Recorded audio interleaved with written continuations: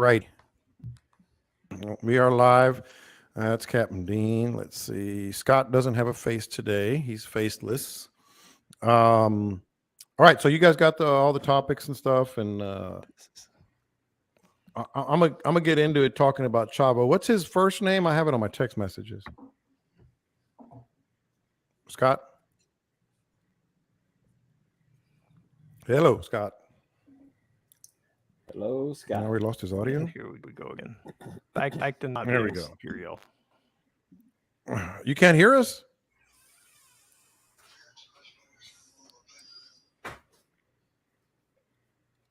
Can you hear me now? Testes. I always wanted to do that live.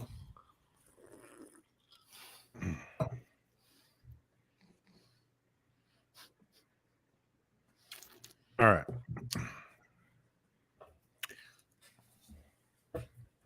Yeah, Scott sounds like a robot again. Somebody said we're working on that, and then we'll get started on the podcast here. Let's see. Let me try this. Edit mic setting. Let me see if I can do that. Echo cancellations on. Mic volume good. Can you hear us now, Scott? That would be a no. All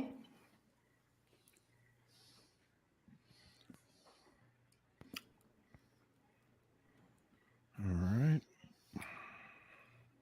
I'm trying to work on his audio too. Uh-oh.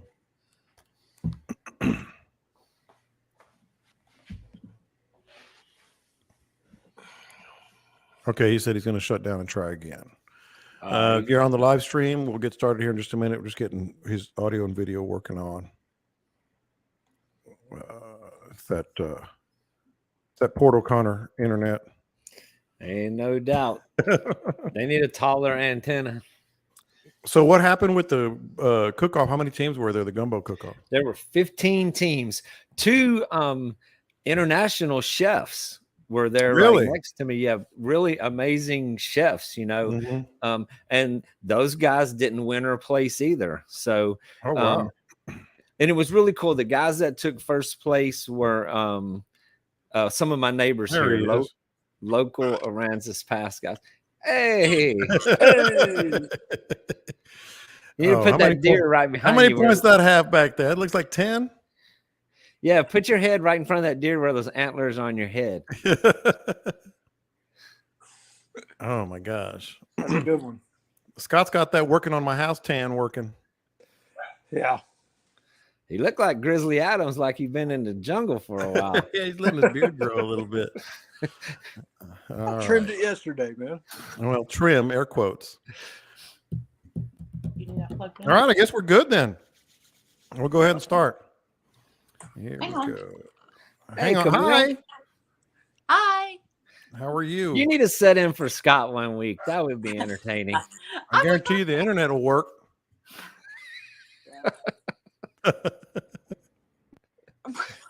You're grumpy. He's grumpy. Oh, the dog's all over me. And That's the computer redundant. ain't working. And Hey, it's Valentine's Day. You got to be nice to her. It's a fake holiday. yeah, Yeah, he went and bought a boat. Oh, you got it? I hadn't got it yet. But you went ahead and bought it? All You need right, to I'll go start buy with, one of them $14 cards. yeah. I'll start with that. And Chavo, what's Chavo's name? I got it on my text. I just call him Chavo. Okay. Let me see. Chavo, chavo. Chavez. Let's see. I got it here somewhere. Dude, he hooked me up. Almost Robert Chavez. All right. Here we go. Play the music.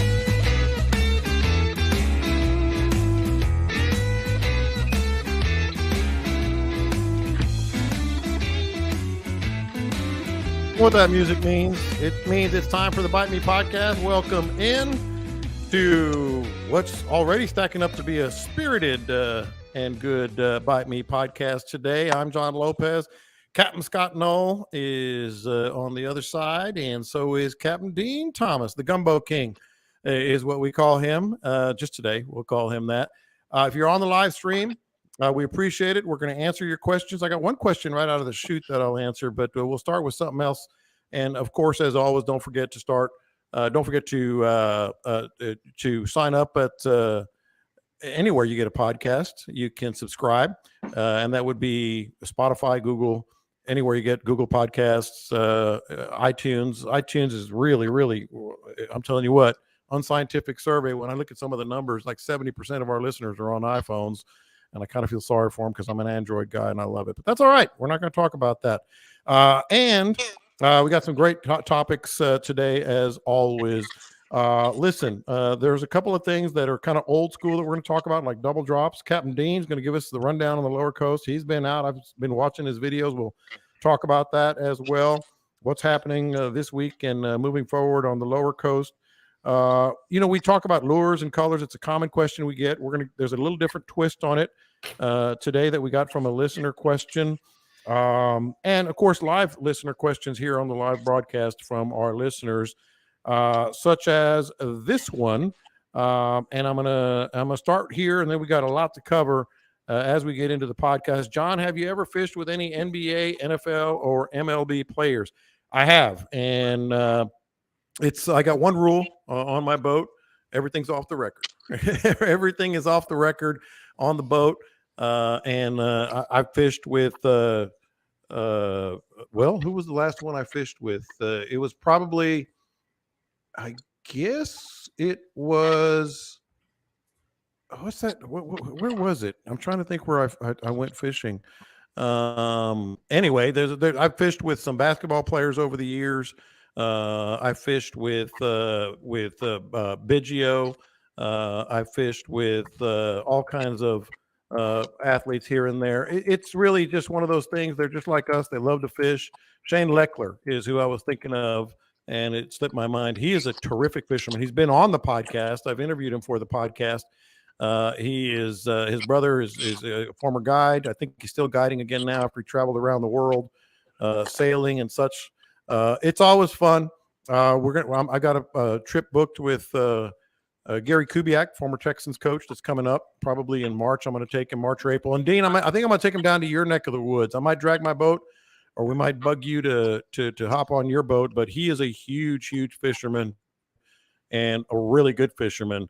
And he's been asking me to take him out. So we'll figure that one out. But let's start here too before we get Dean and Scott in on this discussion. Just a shout out. I mean, I always talk about the Bite Me community, and Robert Chavez, Chavo, is a buddy of Scott's that he's talked about. He works at the Discount Tire down in Kemah, and I talked last week about the flat I got. Well, he went and just looked at my boat since it was out at the boat yard, and he ended up changing all of the little things that you go, to put air in your boat. Why am I drawing a blank on that too? I'm stupid today. The stems. He changed them all, gave me a tire, put that on. Yeah, Dean, you can laugh. I'm stupid. I've got that. I've got the thing that you put your air in your boat, that little thingy thing. That's what he changed. You got to be careful on them oyster reefs with them aero boats. That's right. So shout out to him. Yeah, he is something. I mean, he was great, and so I wanted to just give him a shout out. And one more shout out, I guess. Congratulations in order for Scott. You went and got yourself a new boat. Tell us about it. That's the general, like we've been talking about. Chet was out of town. He was down seeing dealers down at Corpus today, so didn't actually complete the deal. But I went over there and sat in it and made vroom vroom noises. And, that's always good. I also dropped off the demo boat that I had, that 18. Oh, good. And that's an awesome little the boat, Patriot. Man. I tell you what, that little Patriot, it was much more boat than I thought it was going to be. Yeah, mm-hmm. I originally, when he told me, he said, "Yeah, you can have a demo boat," and then he fixed me up with a Patriot, and I was just kind of 18 is going to be a little on the tight side for me with this Tarpon stuff, running the jetties. Dude, that boat did everything I needed it to do. It was really impressive. Yeah, wait till you get that general. I can't wait to hop on that sucker as well. And we can Dean, all hop on it. oh, we can all, and our friends, and all our friends can hop on it. 26 feet. And of course, I love my Warriors. So shout out to the Boatyard. They do such a good job. Dean, we were talking on the live stream before we went live on the recording. I didn't know you were such a good gumbo cook. Oh man. I mean, so we do a lot of hook 'em and cook 'em episodes in the YouTube. Mhm. Actually, this week's episode was another one of redfish, but I mess around in the kitchen a lot. And the party gras, the cook-off was here in Aransas Pass, and the party gras is crazy. They block off the streets. Downtown Aransas Pass becomes this huge Mardi Gras celebration. Gumbo cook-off, live music is an awesome party. And I didn't win this year, but you got the People's Choice Award. He's going to get the trophy. How about that? yes, Look at that. I'll take it with me everywhere I go. You put it on your boat. Yep, I had it on my table this week, and all those guys that were talking smack, I said, until you get one of these, move along, son, move along. Yeah, Scott knows this, Dean. You know this. I love to cook. I cook all the time. And so the challenge to cooking outdoors is crazy, though. Doing it in the kitchen where it's all controlled is one thing. Go set up on the side of the road in the wind with burners, very challenging. yeah, no question about it. But I love it. It's a lot of fun. And that was pretty cool pictures that you posted on the podcast. You know, since you mentioned we're going to get into topics here in just a second, but since you mentioned your YouTube channel, I was very intrigued. Full disclosure, I watch it, but I haven't seen the episode on your latest one on cooking. It just we just released it a couple hours ago. You're probably busy today, but I did a redfish pontchartrain a couple weeks ago, and this one was black and redfish, but my own little spin on black and redfish. Oh, nice. Very nice. All right. So let's get into it here. We're here to catch fish and help all the listeners catch fish.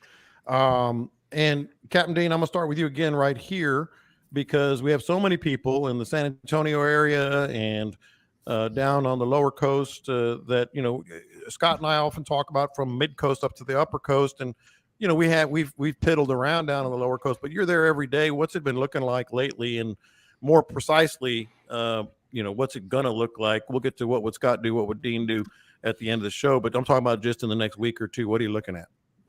Well, I mean, I was looking at the forecast here as we started. There's a lot of variety in the weather coming up, man. Crazy north wind. It's hot. It's like summertime out there today. It's going to be 40 degrees in a couple days. We got 25-mile-an-hour winds. So, I mean, it's hard this time of year, even through March, to gauge a week or two down the road. It's like day by day. But what I have done, I had a couple of days this week.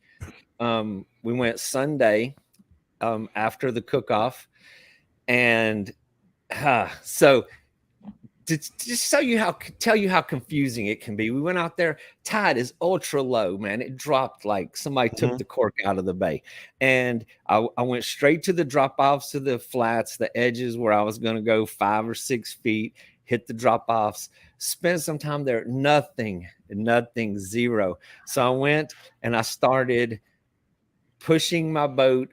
Even I got too shallow that the troll motor wouldn't even push it. So I just kept pushing up into the flats, and we found beautiful schools of redfish in 6 inches of water. And we caught some nice redfish. So kind of, you know, shifting gears, kept looking and found them where I really didn't expect them to be. So, you know, the water temperature is warming up, or it was for a couple of days. It's going to drop again. But we're still in the 50s. I mean, water temperature still in the 50s here. And yeah, beautiful schools of reds, though. So we were actually filming for an episode. My son happened to be in town, and we were flying the drone.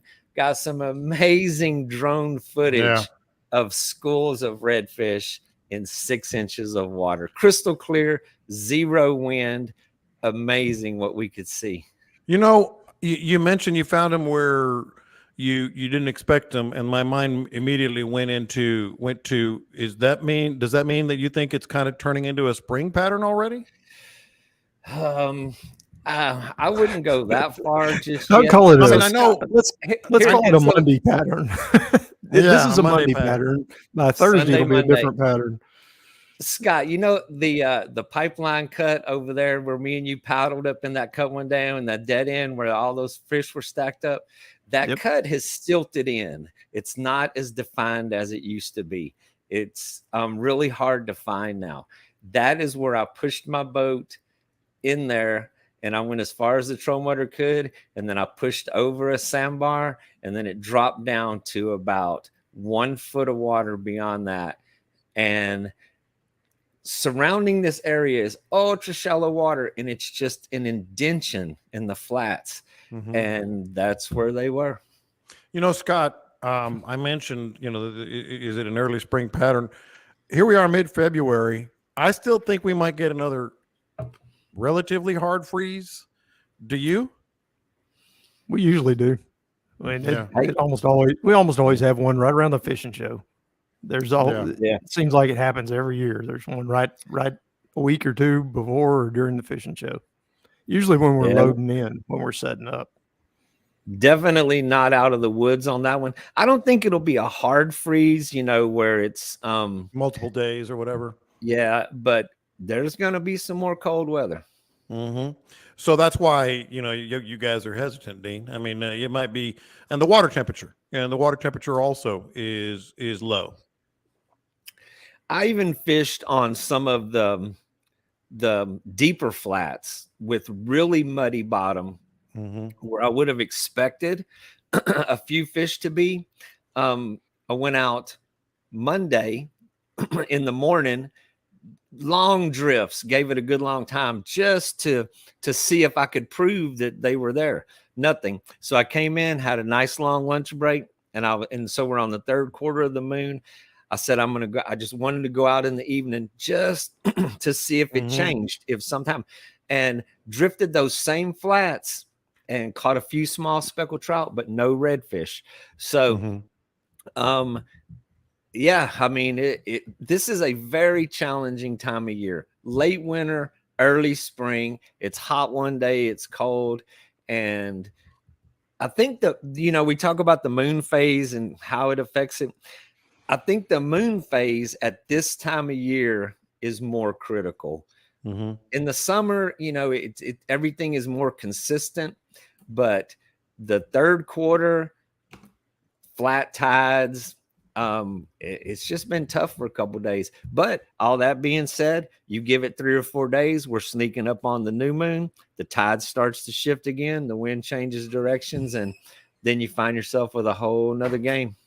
Scott, I want you to reiterate what you talked about last week about fishing the flats down on the lower coast, and then we'll get Dean's comments on that, because you were talking about how hard it is to fish a shoreline because it's just so shallow and it's hard to find shorelines.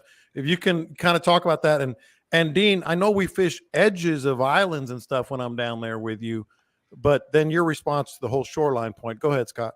Yeah, Dean, we had a guy that had asked a question last week about, so y'all always talk about fishing shorelines. I fish the lower Laguna Madre, and where are these shorelines you're talking about with fish on them? Yeah. So yeah, that really doesn't apply down there. Around you, though, I mean, I fish the edges of the mangroves and up against the edges of the grass islands and things like that. And I've done pretty well doing that around you. I know you like the open flats better, but I still take my upper coast thing and start easing over to the edges. Mm-hmm. And then, so we talk about shorelines and I'll talk about drop-offs. There's a difference between those two things. The drop-offs are where the big main body of the flat meets the deep part of the bay. Mm-hmm. And so some shorelines will have a drop, or like if you have an island or a chain of islands, there is a drop-off next to the shoreline. But, you know, technically that's fishing a shoreline. The drop-off is a very different thing. You can have a chain of islands, but on the outside of that chain is a channel or 6 to 8 feet of water, where the shorelines are typically 2 feet. Yeah. And then, you know, you've got like islands and stuff, and we're fishing the edges of that. That's not necessarily a shoreline. Yeah, I mean, technically it is. I mean, yeah, it's But just it- a little. yeah. It's a little tiny shoreline. Yeah. depends on the but size you- of the island. My point is you're fishing that with the same concepts. No, on the shallow flats, on the shorelines of the islands, still throwing top waters and things that are very light. You go to the drop offs, you're fishing things that are much heavier that are going to get down 4 to 6 feet. Mm-hmm. So it's a different approach. Right. Now, Scott, you and I talked about this. I want to get Dean's answer from another one that I know he's got a story because he's Dean about jumping into the water. I was telling the story about how I caught a fish on a popping cork in a tournament, and the next day I saw that popping cork, and the fish was still on it, and I would have won the tournament with it. You were talking about how you jumped in, and I think it was caught up in some mangroves, so it must have been down in those on the lower coast there, No, it was where you Florida. had to get it was Florida. It was one of our Florida trips. Yeah, and you jumped in the water to get. So, Dean, what's the greatest length you've gone to land a fish? You ever get in the water? I've never jumped in the water to land a fish, but I've jumped in the water to get the photo of other people fighting a fish. I've done that to get the angle. You know, Mm-hmm. it's like it's just amazing chance. But I do have a funny story about our friend Ruben Garza, who I watched him jump in the water one time. We were down Fort Mansfield, and we were in Gladys, and it's just we pulled in there. Still one of the most amazing sights I've ever seen. There were speckled trout in there, upper 20s and 30s. It was just one of those days. When I saw these fish, the first thing I thought they were redfish, but when we started getting in there, I was like, oh my God, these are all speckled trout. His wife hooked into a speckled trout that was, I mean, we didn't get our hands on it because in the end, Ruben messed it all up, which to this day is still, yeah, even on Valentine's Day, she don't get over that. But it was a hoss. She was fighting this fish, and when it came to the boat and we all realized what it was, Ruben jumps into the water with the net because he wanted to get his hands on that fish so bad. And in the melee that ensued, he beat the fish off the hook with the net. That's the story. The melee.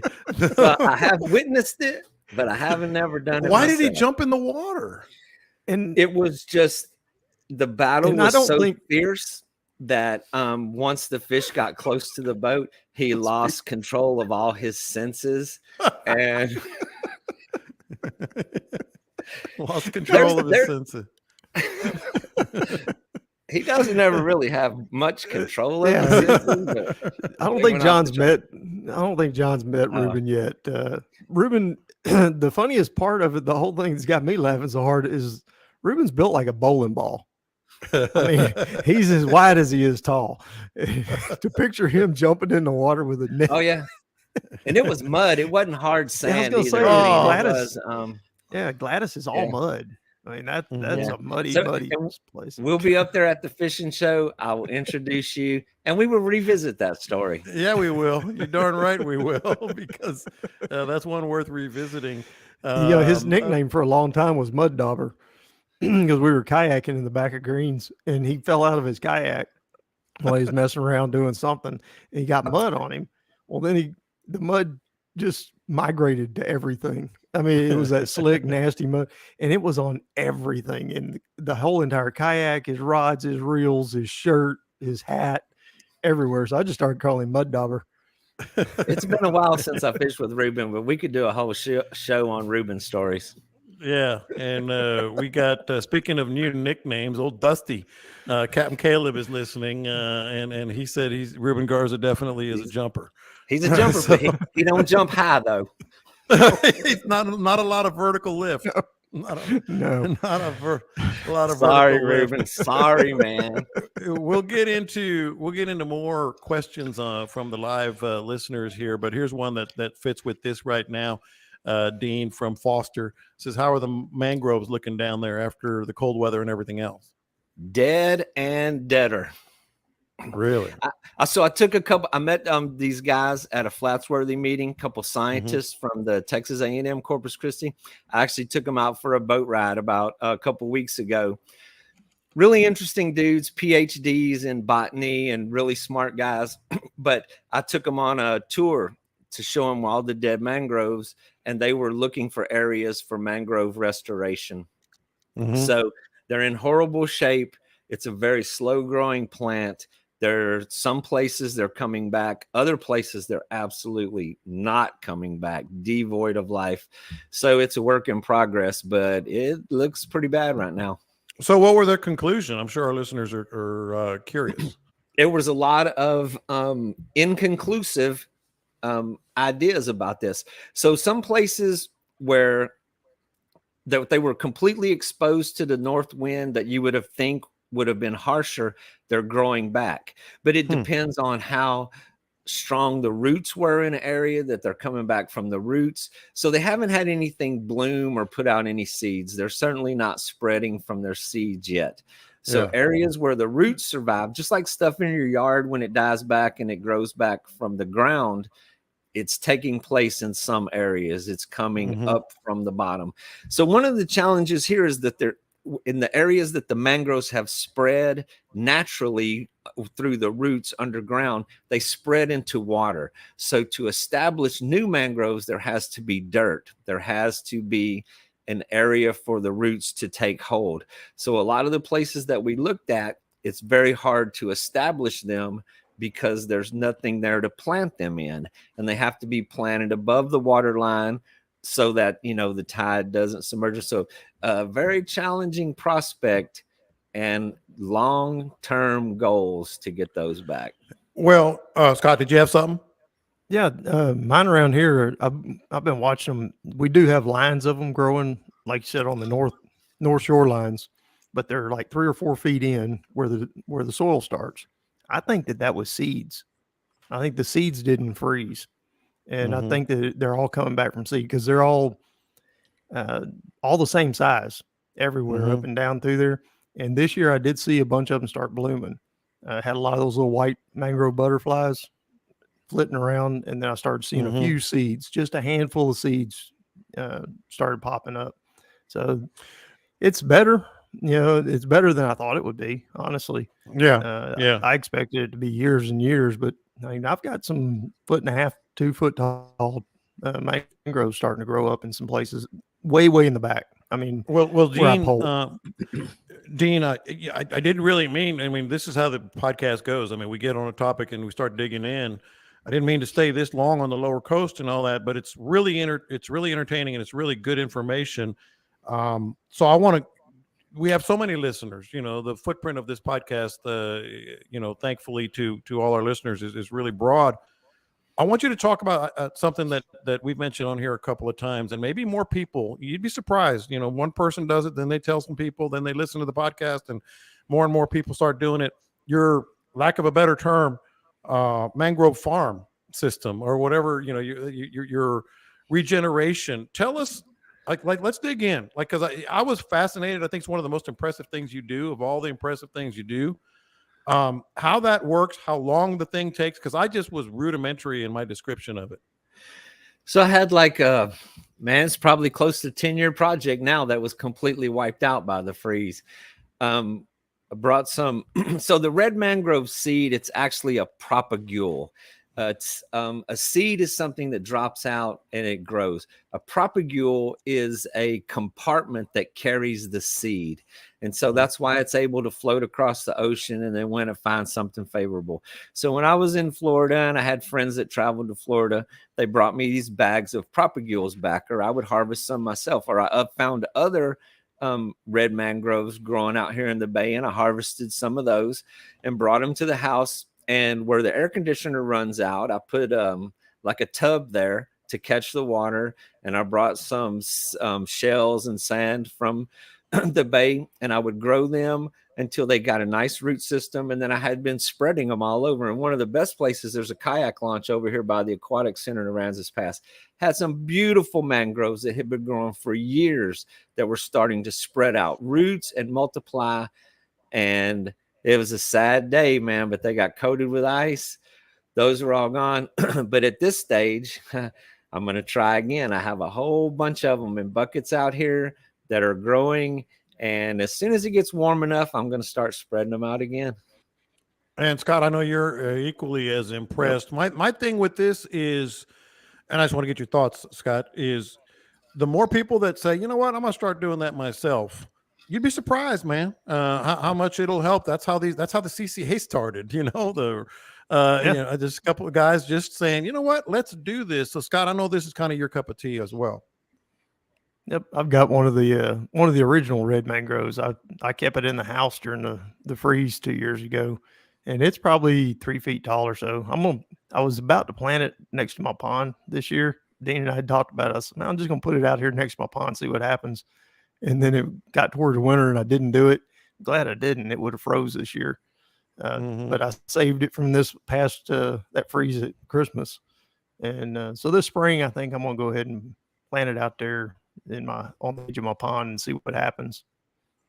Yeah, and I think Dean, not to be your producer, but a video of your little projects down there would be really entertaining. Post it on the group page. We got 7,500, and if you're listening and you're not a member of the group page, it's a great page to be, and more people will see it. I mean, you talk about worthy cause. I mean, if you're a fisherman from anywhere down lower middle coast to the lower coast, Dean, you don't get 10 people to do it. It'll turn into 100 overnight. Well, yeah. I mean, any type of habitat restoration is a good project. There's groups all over that are constantly trying to grow seagrass, the Spartina grass, the mangroves. And it was really good to meet the guys from the college, you know, the scientists that their whole life is consumed with studying these things and making it better. So I look forward to working with those guys too. They were growing. I forget how he had a couple thousand seedlings that they were growing, that they were looking for a place to put them. So that's probably going to happen pretty soon too. And of course, whenever that all gets done, we'll update everybody on how that project is moving along. And it's they're growing black mangroves, right? Yes. We had a listener message too. Black mangroves down in the passes, and I hope I'm pronouncing this right, Barataria Bay. Yeah, and just to be specific on that, the black mangroves are the ones that everybody sees out here it's a native Texas plant. It's grown here, it lives here. The red mangroves are very much a tropical thing. Those are the ones that you see in South Florida, all through Mexico, all through the tropics. But they do naturally migrate north. And the ones that were growing out here for many years had floated in on currents, found a favorable spot, and grew. Yeah. But it's very much an extreme northern area for those to grow. But the black mangroves do survive the freezes much better, and they grow more shrub-like. That's why they don't grow into trees. The occasional freezes will knock them back, and they'll come back. So they look more like a shrub. You go to Florida, like from Tampa south, they start to look more like trees. And even if you go down to Port Isabel, the mangroves down there will grow more tree-like. That's really good stuff. And I mentioned a lot of people love when you come and join us because, you know, your knowledge down there and your day-to-day life down there. And you talk to so many people like Scott does even further south. So since I mentioned San Antonio, I should probably mention RSL Roofing and Ironworks, another friend of the podcast, and they do such a good job. If you book a $5,000 plus job and book a trip with Captains Dean, Caleb, or Scott, Roger's going to get your tip covered. So you can go to Facebook and find RSL Roofing and Ironworks or 210-683-3102. Good transition here to something that you guys have done a lot. I mean, you've been all over the place, but we had a question about basically, Scott, they were saying, you guys always talk about find your water and learn that water, start small and grow out. But the question was, are there any pros and cons of doing that? In other words, clearly this was a guy that wanted to go to another base system or maybe hop around to different base systems. Scott, I'm going to start with you. Pros and cons of having your bay, knowing your bay, learning it like the back of your hand, growing your fishing footprint, so to speak, versus kind of hopping around? Are there any pros to that? Yeah, you can be more consistent. You start learning your own bay. You start learning your little bit of water out there, and you know where the fish are in any given circumstance. Depending on what the weather's doing, what the wind, which way the wind's blowing, what the tides are doing.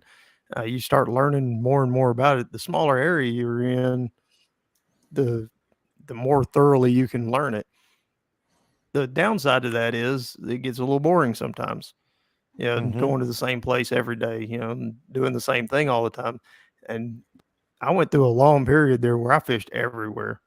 I mean, I might be in Mansfield one day, and I might be down in Corpus the next weekend, and I'll be up there with Dean, or I'd be in Galveston, or head over to Louisiana, just kind of bounce around.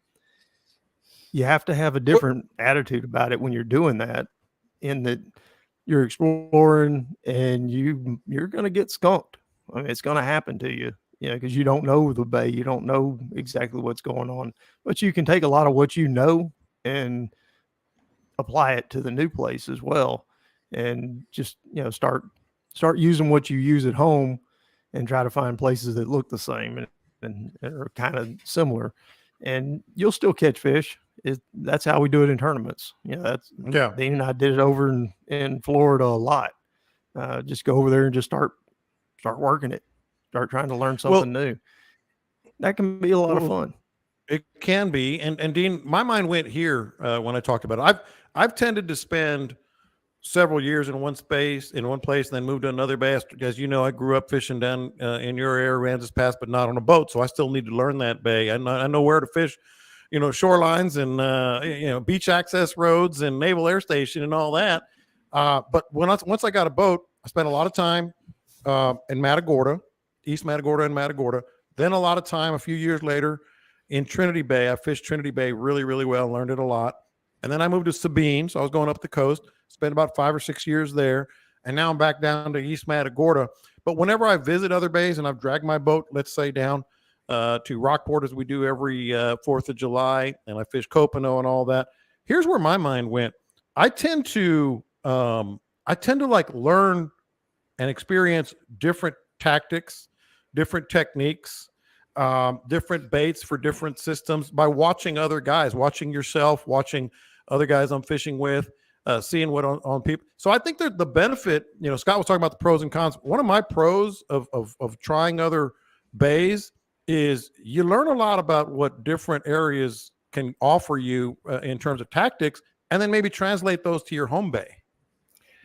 And I mean, to me, it's just part of the fun. It just, you think you're good. You think you know everything once you get to learn a spot, and then you go somewhere else and apply that to another area.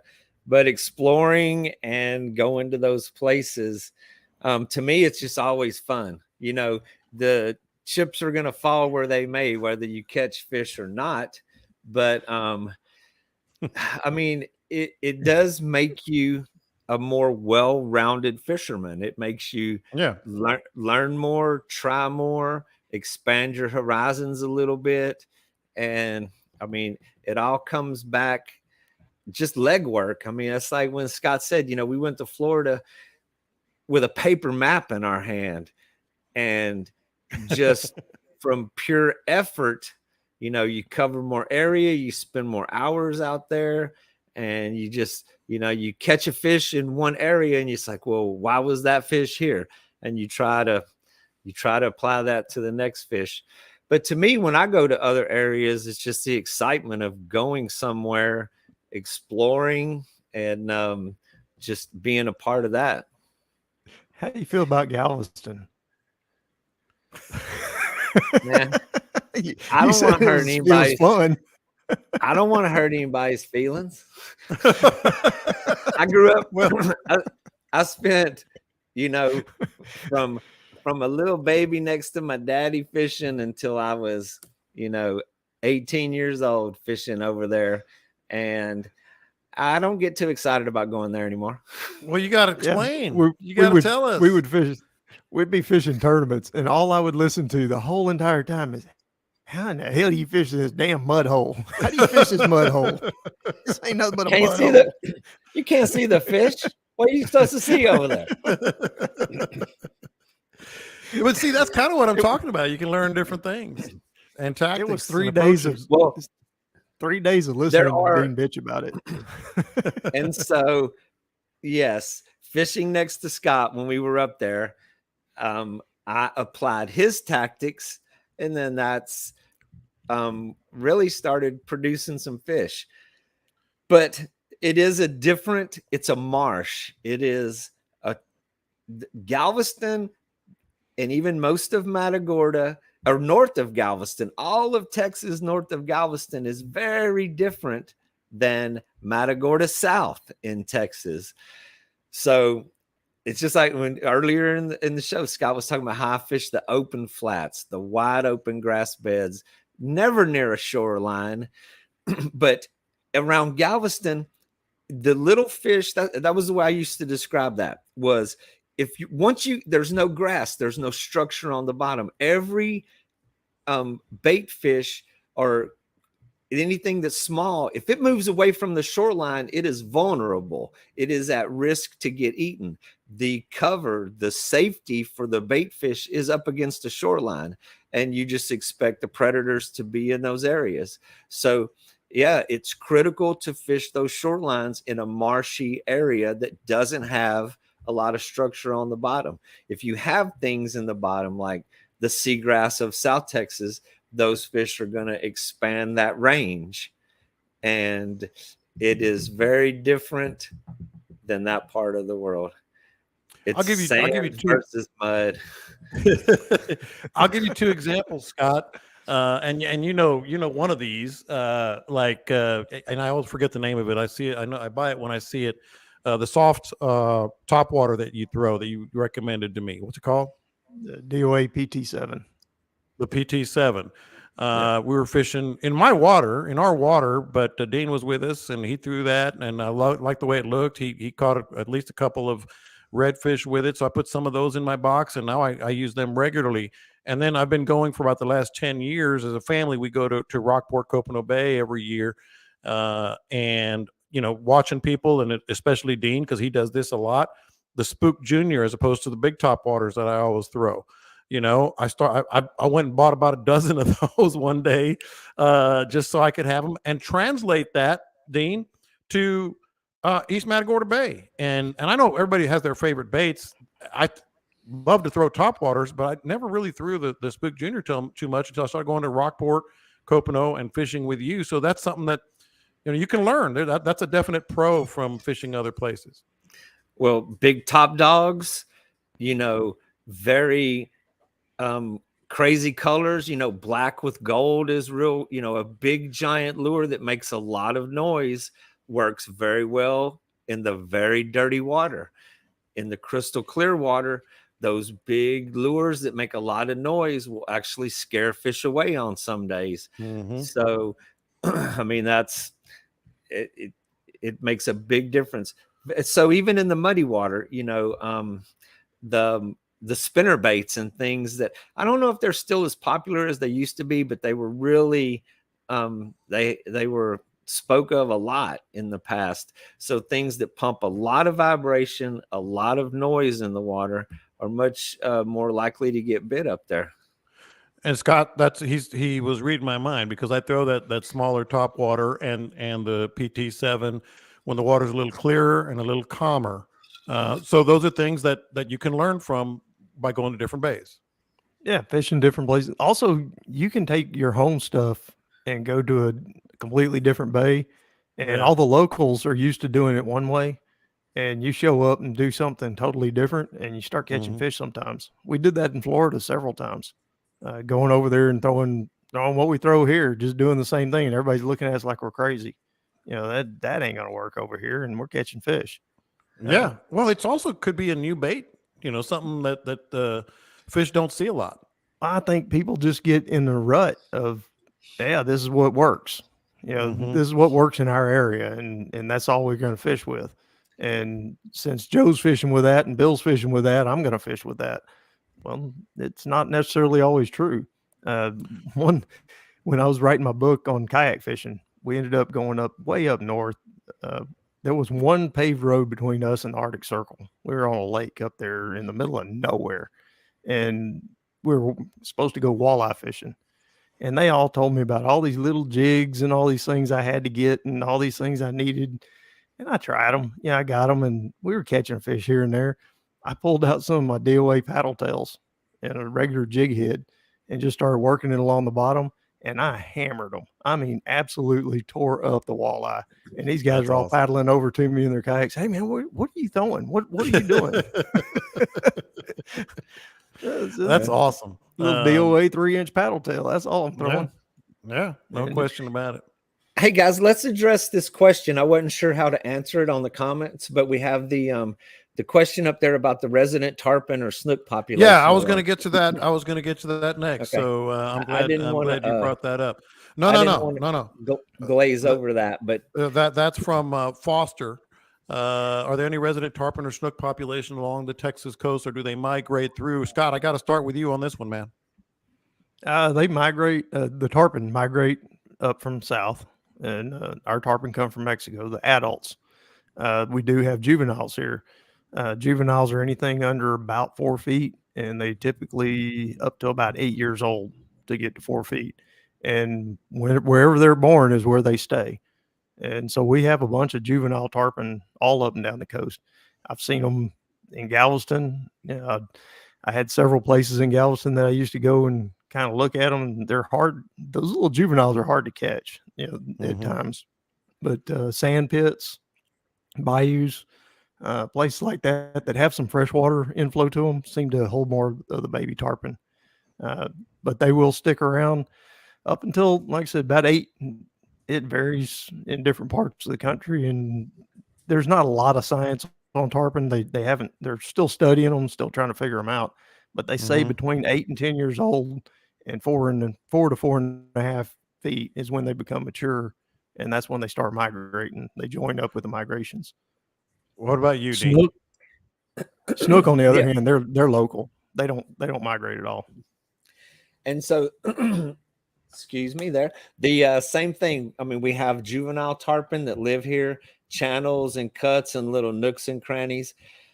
But when the big freeze hit, I found a lot of dead tarpon that were left over, small ones up to 3 feet. But with snook, there's common snook and then there's fat snook. The common snook do migrate a lot, but you can catch the fat snook along the jetty rocks 12 months out of the year here. So there's a certain population that do migrate and some do stay. Same with tarpon. And more so down where you are as you work up the coast. There's probably more likely a chance for them to hang around here a little longer just because it's a little more warmer and we're closer to that range where it can happen. But the big snook, the common snook, during the summer, during the heat of summer, they're there. During the winter and the colder months, if you walk the jetties and you bump the edges real close, but the fat snooks stay really small. They usually don't get over 14 inches long. Common snook get mega snook. And Scott, you got the obligatory question on the flies you throw at the jetties for tarpon. I was not the guy to ask this year, apparently. And I had hell with those little. There was a bunch of baby tarpon at the jetties this year. The big ones never really came in and hung out at the jetties a whole lot. It was these little bitty guys that were anywhere from 12 to 30 inches, and we were throwing all kind of flies at them. The best luck we had was just small bait fish flies, and what I found was they were just crashing into clouds of bait. There was some little bitty micro baits that kept going up and down the rocks, and these fish were just slashing into them. And it was hard to, it's like when the flounder are doing that, then they're jumping and busting into those. What are you going to throw? What are you going to throw at all that little stuff? Yeah, there's nothing that you can make look like an entire cloud of bait fish. It's hard to do. So we were using really, really shiny, very small flies and having an occasional eat. I mean, it wasn't it wasn't anything steady, and it wasn't anything where we could say, okay, let's go catch some tarpon today. It was experimenting every day, and every day seemed like it was different. I had days where we threw at them for hours and didn't get a hit, and then I had other days where everything we threw at them, they ate it. And tarpon are the weirdest fish that we have, bar none. I mean, they eat one day, they don't eat the next day. Sometimes it cuts off all of a sudden. In the middle of the bite, you can be looking at them still, and that's the frustrating thing with tarpon is you see them, they're there, and they just aren't eating for whatever damn reason. They've just changed their minds about dinner time.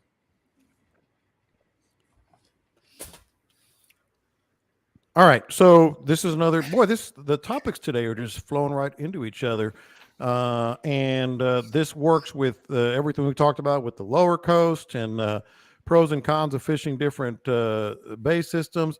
So the question came in, and this is the first artificial saltwater bait I ever threw, was a good old-fashioned double drop. I still see them when I'm down, wherever, whether it's Anglers Anonymous or Fishing Tackle Unlimited or some smaller bait shop. I haven't thrown a double drop in years, Dean, years. But when I was down fishing, off the Naval Air Station and the jetties down there and everywhere else, that was my don't you dare take that out of my box bait, was the good old-fashioned double drop. Is it still a thing? That was the question. The question is, are double drops still a thing? So that was the spec rig, I imagine. Yeah. So funny that came up in conversation this week, because I have my good buddy Henry Stokes, who comes down and fishes with me all the time. He's one of those guys that's going to experiment with something different all the time. He's going to constantly change lures while we're fishing. And he has rigged up. He fished with the double drop several times, which I've never seen anybody else do that since forever. And he actually caught some fish with it. He I ain't going to say he outfished me that day, but he may have. You're not going to say he didn't. It was too small, and it was something he tied together. He made his own little double leader. It didn't have swivels or anything on it. It was just a knot connected where one trailed the other. And they were both rigged, very lightly weighted, maybe a 16th ounce weight, but he did very good with it. And every time he caught one, of course, he made note of, he's like, you want one of these? And I'm like, no, man, I'm just going to stick. But, trends come and go. It's weird how that works over the years. The spec rig, nobody went fishing without one back in the day. And, it caught fish. It was there for many years. And the tradition lives with at least one person. Scott, you had to pry it from my cold, dead hands back in the day. From the time I was about 22 and younger, 25 and younger, man, that's all I threw. As soon as that question came up, I don't know why my mind went to a pyramid sinker with the beads and the hooks on it. When you said double drop rig, that was exactly what I was thinking. I was like, well, I guess they still exist, and you put a dead shrimp on each hook and you throw it out there and you let it sit, and then it works. Yeah. But no, a regular double rig, I mean, we sell them at DOA, and they're in the lineup, and every time I'm doing one of those shows, I sell out of the things. So people are still throwing them. I mean, it'll be it's usually 2 shrimp, 2 of the DOA shrimp on one, or a couple of little paddle tails. There's no reason it shouldn't work. I mean, it's just doubling your chances. Yeah, you can throw a light lure and a dark lure at the same time, I guess, and see which one's working better. But of course, the theory with my buddy Henry was that it's a fish chasing another fish, that it was going to look like a school of fish going through the water, and they see the first one and they eat the second one. Well, why didn't he go with a triple then? Well, there's a lot of theories out there. And so what about the umbrella rig? Are you familiar with that? Oh, yeah. Yeah, I mean, what's that got? A dozen worms on it? Yeah, because bass fishermen are crazy. That's why. I'll tell you Yeah. what, the best yeah. feeling in the world for the young me was when you caught 2 trout on an old spec rig. That was awesome. You got into a school or something, bang, bang. You're like, oh, another one hit. It was, 2 at a time. it's been decades, man. Probably since I was about 25 that I threw that thing. But I thought it was a funny question. And Scott, you're saying they still sell, huh? Oh yeah, we still sell the hell out of them. So there's people out there still throwing them, and it was always something. When I threw it, it was always under the lights. Fishing a pier or something, and throwing under the lights, and you got a lot of bait moving around, and you're catching small trout, and they're there, and there's a bunch of them, and you catch 2 at a time. Yeah. Nowadays, with the limit where it is right now, I mean, there's not really much reason to try to catch 2 at a time. Exactly. Exactly. Unless you're just doing it for the fun. Yeah. Under birds or something. You know what? I'm gonna buy a couple, and maybe next time I get some birds, I'm gonna start throwing that thing. A little nostalgia, working on those. You're gonna see me. I'll go fishing with. I'll wait until I go fishing with Dean and Scott, and I'm gonna start throwing the old spec rig with you guys. We'll see how they do. That's for sure. Nowadays I throw the knock and tail, and some top waters, and the slower sinking baits and corkies, all that good stuff. But I do want to mention here, because we have knock and tail and wade right. We're all we all love to wade. 2 more great partners of the Bite Me podcast, knock and tail, mycoastoutdoors.com. He's got some. I know they're going to be at the fishing show. Both these fellas. I can't wait to go hang out with them. Bite Me 20, Bite Me 20 at My Coast Outdoors, and get the knock and tail lures. They do a really good job.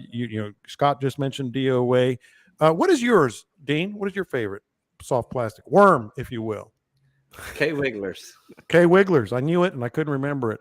And then of course Wade Wright at coastalfishinggear.com. Bite Me 20 also works for 20% off with those guys. They're fantastic. All right, so before we get to what would Scott do and what would Dean do, another lure, and it's funny how we always get these questions more than anything. What are you throwing? What's working? But this is a good question. And basically the point is when the lures and the colors you're throwing are inconsistent. In other words, hard baits, soft baits, plastics that are different colors, dark, light, whatever. You think you guys could discuss why sometimes there's no consistency with what lures a fish may want and what is behind that? For example, I fished East Matagorda yesterday, couldn't figure out what color they wanted. Ended up catching fish, but they were all caught on a different color. Never had that happen before. Is it color versus water clarity or action of the lure? Dean, I'm going to start with you on this one. My first thought was, who cares? if you're catching fish and you limit out on different... Who cares? End of conversation. I know you have a better answer. I know Scott has a better answer. But I was thinking, okay, so you caught a bunch of fish on different lures. Who cares? I'm going to go with who cares. No, I mean, that's a multiple answer question, really. I mean, you can beat it up. You can change colors.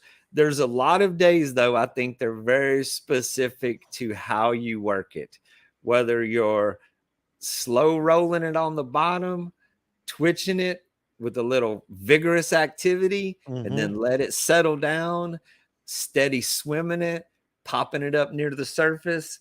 Once you get tuned into where they're looking or what they're thinking, no matter the color, I think you can get the hits. I fish next to a lot of people who have a lot of different approaches to that. I have, I mean, I stick with a small selection of colors. I have every color in the rainbow. I possess every color in the rainbow. But I throw it's called the Mansfield Margarita. It's like black and silver with a chartreuse tail, or plum with a chartreuse tail, or my 2 favorites, just my 2 personal, or the flamingo that's just straight pink.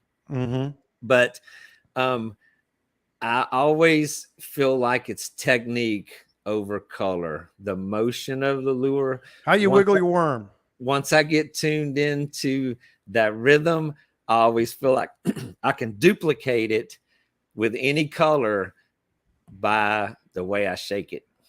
How you wiggle your worm. How you wiggle your worm. Scott, different baits, different colors, and catching fish. What are your thoughts on that? I can't tell you how many times Dean and I have been paddling near each other and I'm catching a fish and he goes, "How you wiggling your worm, man?" That's my business. that's my business. You keep to yourself. Hey, I ain't gonna get into your personal life. Exactly. For me, it comes down to I prefer to throw certain lures just because I like those lures. I mean, if they're eating topwaters, by God, I'm throwing a topwater. And sometimes when they are not eating topwaters, I'm still throwing a damn topwater just because I like the blow up. Mhm. Yeah, I just enjoy it. Mhm. I don't bounce around a whole hell of a lot on lures. Like Dean says, I'm pretty hard headed with it. If they're not eating the lure that I'm throwing, I'm just going to change the cadence of it. I'm going to make it go faster, make it go slower, do something like that because I know they're going to eat. You know, at some point they're going to eat this lure. I just got to figure out how to make them do it. And a lot of times I'm looking at the fish, so I know. And the only time I really will change lures, you know, change up colors, change a fly, is when I've brought it in front of 2 or 3 fish and they just flat didn't pay attention. You know, you can see a redfish, you know, when the redfish saw that lure or not. And if they just kind of turn and swim away, then I'll go ahead and start changing up. Yeah. And a lot of times that it's just as simple as using the same color, but without a chartreuse tail. And they'll eat it. Yeah. You know, I don't know what it is. The chartreuse tail thing is one of the weirdest things in fishing to me. It's some days they've got to have it and some days they don't want it at all. But the rest of the colors, lure manufacturers probably hate me for that, but find one that you really like, find 2 or 3 light colors, dark colors, and stick with those and start changing the cadence of it.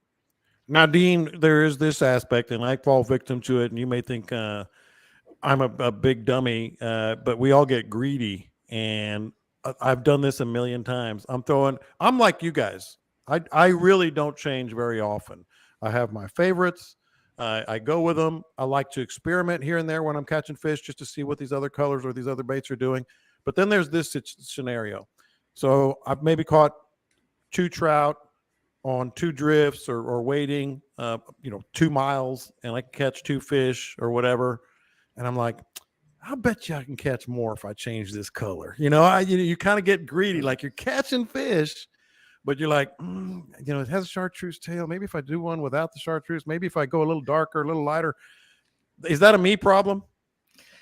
Well, there's a lot of theories in fishing. And until you can speak to the fishes, it's going to remain a theory.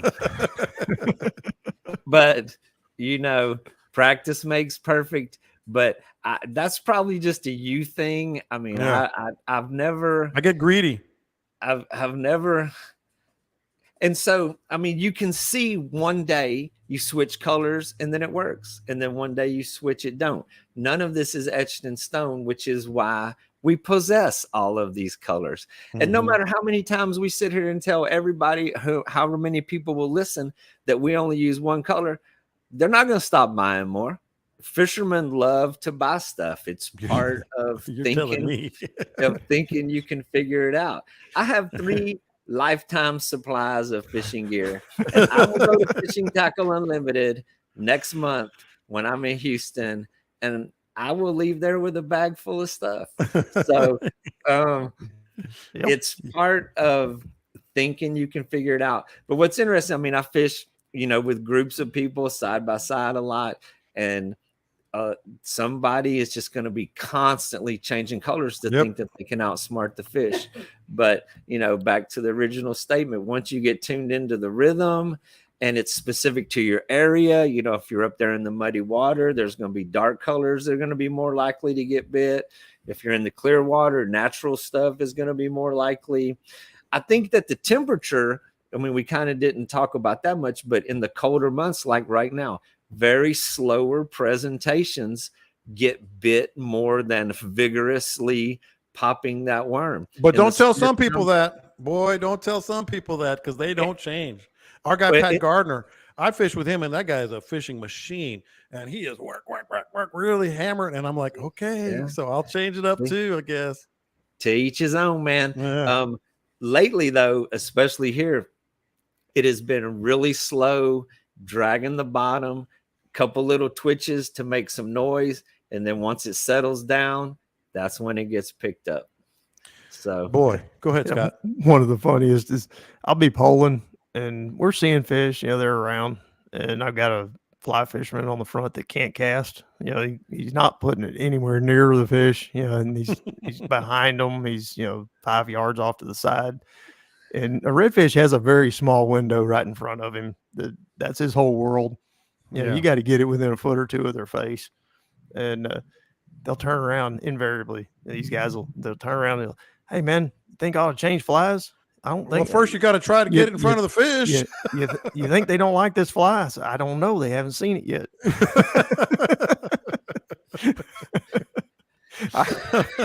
I'll know more as soon as you get it in front of one. Yeah. And then there's that issue. That's always part of the game too. All right. So I think Michael Acrylic from Knock and Tail must be listening to the live stream, because he just sent me a text. He's got a new plastic that he's going to drop at the fishing show. So there's something for you to buy there, Dean. It's called Rogue. It's called Rogue, and he sent me a picture of it. I can't share it just yet because he's going to unveil it at the fishing show. Let's just say it's a party. It's a party waiting to happen. That's the hint right there. All right, what would Scott do? What would Captain Dean do? I was looking this morning. I'm afraid to open it up again. Go ahead, Dean.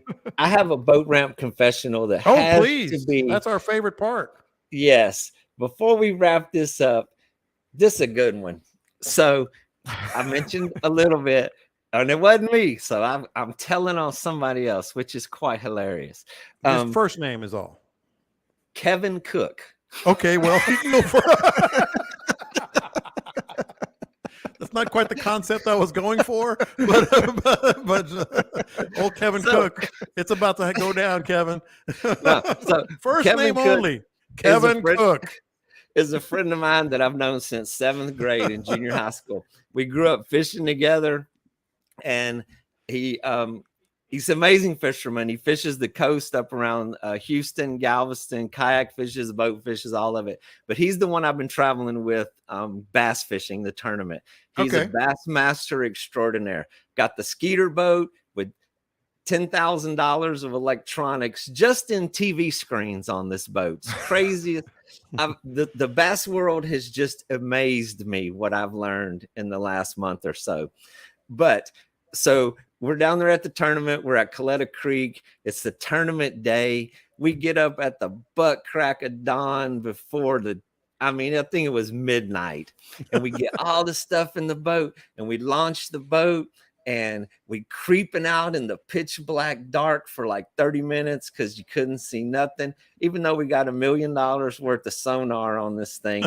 So it was probably glowing. And we idled like half of the lake, and then the sun comes up where we can see. And the bass boat does not go less than 65 miles an hour, no matter where you're going. I don't care if you're in the harbor or if you're in the middle of the lake. It's 65 miles an hour. So we get up where we can see, and we run. Wow, and the Coletta Creek's not that big, but we went to the other end of it from where we were. And as soon as this boat comes to a stop, we're pulling out rods, fixing to start. Boom, Kevin's phone rings. And he's like, whoa, man, that's my buddy Jeff. He was at the ramp. Tells Kevin, hey, man, your windows are down on your truck. And so I was sitting there. I was like, dude, is that a showstopper? I'm like, what? And of course, he has a lot of valuables in his truck. And there was stuff in there that could not be left open all day. And we turned that boat around and we ran. In a tournament? And tournament day, I think we ran 85 miles an hour getting back to the truck. I just put my head down and prayed for mercy. Oh my gosh. So that's we awful. went all the way back to the truck, rolled the windows up, and then and it was freezing cold that morning too. And I was like, so not only do I get to do this one time, I get to do it 3 times. It was there, back, and back again. Oh my gosh. So just for everybody else, check your windows. Then what he did is he rolled the windows down because he couldn't see. It was, when he's launching, they were all fogged up. So when he was backing into the spot, rolled the window down so he could see the mirror.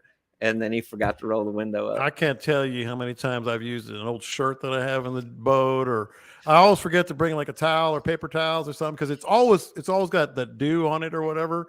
I just I've taken my shirt off and wiped the mirrors and all this other stuff. So you can see it's that's what we do.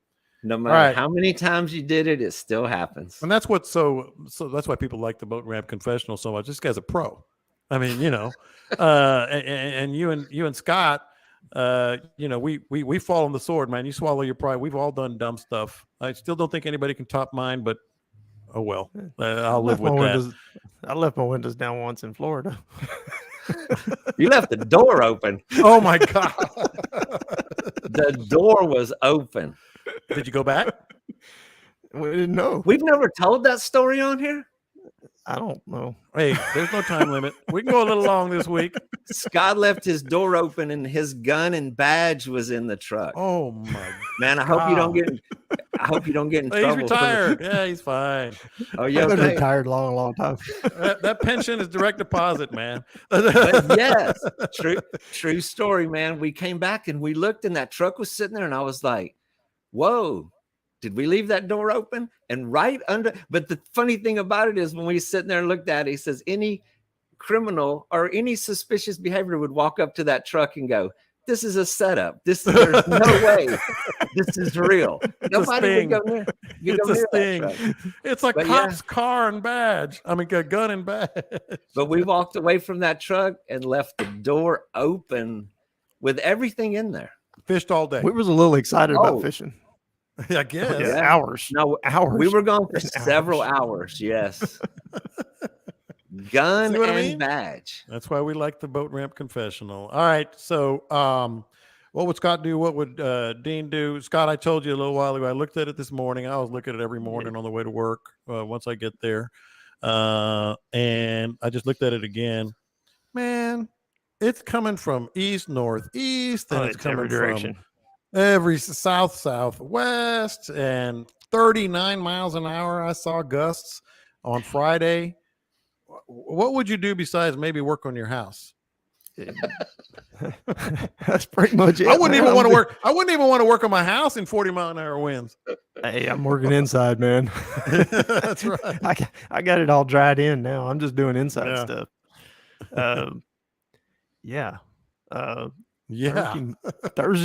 Thursday morning at 3 a.m. at 7 miles an hour out of the west. Just 7 miles an hour. There you go. 67 degrees. At 6 a.m. it's 26 gusting to 40, and the temperature is falling all day. It don't let up all day long into Friday, dude. Yeah, Thursday and Friday is a no-go. There ain't no way. No, don't do it. No, Saturday, a little light northeast, a lot lighter. It's going to be a little chilly. The clouds are going to hang around with this one for a little bit, it looks like. So it's not going to warm up quite as much. But if I was going to be a weekend guy, I would probably slip out there Saturday afternoon. And, once things settle down a little bit and the water is going to be dirty, be watching your wind direction in your particular area. Water's going to get all kind of jacked up with 40-mile-an-hour winds. I see this as an opportunity. Yeah. Well, by Sunday's nice, man. Sunday's less than 5 miles an hour and out of the southeast. And, it should be warming up good and the tide should be coming back. This tide's going to drop. I mean, it's going to bottom out. Yeah. It was bottomed out this morning. And then when I came back from looking at the boat, the tide had come up and it was above normal. I mean, there was a huge incoming tide today. Of course, it's blowing like hell out there. It's blowing southeast. It's blowing right now here too. Yeah, it was blowing 20, 25. So yeah, I think, man, I'd go Saturday afternoon and fish drop-offs. fish bayous. If you're up on the upper coast, I'd fish in the bayous in the marsh. The drop offs. If you're further south, you get along the edge of a flat and go to the drop off. Fish aren't going to go far. They've been feeling all this warm weather too. They know it's getting towards springtime. They're not going to go huddle up somewhere real deep and just hang out and not do anything. They're waiting on that tide to come back up and the water to warm up a little bit, and they'll move right back up on the flats. Watch what the bait's doing, and whatever the bait's doing, you do that. Yeah, Dean, I'm guessing you're going to have much the same conditions down there, but the water might be a little clearer. I wish Caleb was here to explain the barometer to me and how that would play into this. But the barometer is falling. Let's go. We don't need to open that can of worms. We're wrapping this one up. But very similar to what Scott said, Sunday the wind is back to the south. So, but we're coming up on the new moon. The tide is going to be moving good. But Thursday and Friday, you'll have it all to yourself. It won't be too crowded out there. Oh, God. When I said it looks like an opportunity to me, I meant Saturday afternoon because, maybe the wind's going to lay down a little bit. There's going to be some clearer water somewhere. Yeah. That's the opportunity I always look at. And so Saturday, of course, it's still going to be rebounding from a drastic change. When it changes drastically, there's 3 or 4 days after that change for things to kind of settle down. From what I saw earlier this week, the fish were up on those 6 inches, 1 foot of water. Those fish aren't going to be there for after this changes. It's going to move everything around very dramatically. Saturday afternoon, it's a good time to go start looking around, see if you can figure something out. If the conditions are there, hit your regular spots, that have some confidence in. Sunday, we're getting much closer to the new moon. The tides are going to be really favorable. And then the morning bite should be pretty good, around the dark part of the moon. The morning is always good for me. Go with what you know. Yeah. Well, one of the things that I used to do a whole lot behind these fronts, if I just, I had to get out on the water, I was itching, it'd been blowing for 2 or 3 days and got that north wind that blew all the water out. Just go out and look. Go scout. That's what Dean just said. Saturday, maybe in the afternoon, and then fish Sunday morning. But I mean, not even to fish. Yeah, just go look. Go see what the bottom looks like. Because it's showing. The bottom is real close to the top when it gets like this, and you can see a whole lot of things. You can see the little channels, you can see the little drop offs, you can see little bitty small oyster reefs. Hey, I caught fish over there one time. I wonder why. And now you can, when it drops out like that, and it's going to drop a lot with this that much north wind. And those are times when you can go out there and scout. I used to take my camera out and go back in the back end of the marsh, stick to the bayous where I knew I could get around. I had just enough water to move around in, but I'd look at all those lakes that were totally dry and take pictures of them, and kind of map it out. Where to go. And so when the water comes back, what's going on. The unfortunate rhythm for the weekday challenged starting on Sunday is amazing. Monday, Tuesday, Wednesday, Thursday is light south wind for the duration of the week. There we go. So, all right, boys, that was awesome. Really good. I like the way this turned into more of an organic thing. And that's the whole intent of this is give the topics out there, and then let's see where the conversation goes. Dean, slowrideguide.com. Tell us about your YouTube channel again real quick. Slow Ride Guide. It's at Slow Ride Guide YouTube. The series is going great. I just can't say how much fun I've had doing this with my son. It's really been entertaining. I go out there, just do what I do. He does all the editing, does all the legwork behind the scenes. And so both of my boys were actually with me this past Sunday. Nico and DJ. Nico caught some amazing redfish. That kid has got some pretty good skills, man. He's very patient, sees fish well, and he caught some good ones. and the drone footage that went with it, you know, we just sit up there and fish while Junior flies and creates the all drone the and content, everything gets else. the shots. So yeah, appreciate everybody tuning in. It's been great. There's a lot of comments, a lot of feedback, the hook 'em and cook 'em. So when we're out there fishing, you know, you start putting some fish in the cooler. People always ask, what do we do with them now? So we've been doing some videos on some recipes, and we did some in the shop stuff, braided line versus mono. I saw that one. Yeah. The question that always comes up. So we just been addressing a lot of those in very specific detail. All right. We will get you back real soon. Scott, you got anything before we part? Nah, just thinking about Nico, man. I towed him all over the Lighthouse Lakes one day. He was asleep in his kayak, and I just tied off him. We were babysitting. Oh yeah, His wife was doing something. I don't remember what she was doing, but we had the boys, and I think Nico was maybe 5, 6 years old. Yeah, he's And, out. We had him in the kayaks, and we had him. You know, we made him paddle a little bit, and then he quit. Yeah. And we still wanted to fish some more and move around. So I just tied off to his bow, tied it to the rear end of my kayak, and just towed him all over the place with him. Just Man, back that's there, living the kick back, dream. Can sleeping. you do that with me? I mean, that's soothing. That That's little soothing. I'm blonde-headed taking a boy nap was out just on the passed water. out. Yeah. pretty soon Yeah. he's gonna be towing us around. Yeah, Yeah. probably. Yeah. All right, guys, we really appreciate it. Dean, we'll get you back on. That was really great stuff. Of course, don't forget to subscribe to the podcast and certainly listen on Spotify. Next week. Hope you guys have a good week. Be very careful if you're thinking about going out on Saturday. Catch them up. We will talk to you next time.